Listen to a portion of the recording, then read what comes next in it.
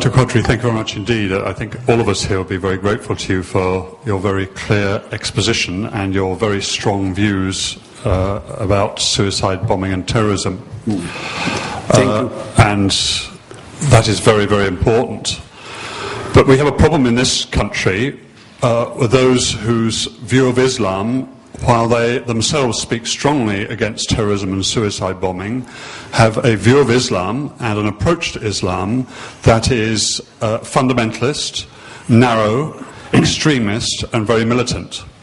And the outworkings of that Islam is very antisocial and hostile. We think of those, for instance, that come with Wahhabi backgrounds, those with Deobandi background and so on. And there are major mosques in this country. I'd name, for instance, one, the East London Mosque, where this sort of Islam is very rife. They will speak strongly against suicide bombings and terrorism, but nonetheless they'll propagate a very antisocial form of Islam. Do you have anything to add to or say about that form from your own perspective? Thank you very much for this question.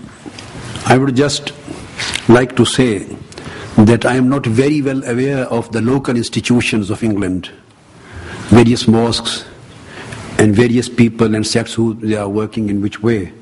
I have given the whole verdict in its general, comprehensive and universal form. It can be applicable anywhere. I prefer to speak in a specific terms of institutions and mosques and various sects. The Islamic stance is very clear. Anybody who promotes this stance of Islam, his viewpoint is Islamic.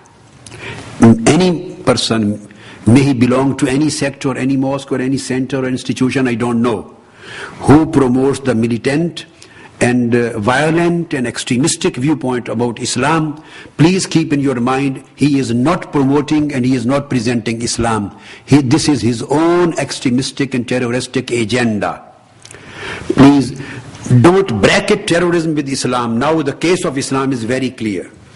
I will have a very sympathetic appeal and a request that if you please detach the word Islamic or Islam from terrorism, it will help in eliminating or demoralizing the terrorist people, because the terrorists are neither Islamic nor Jewish nor Christian. Terrorists have no religion.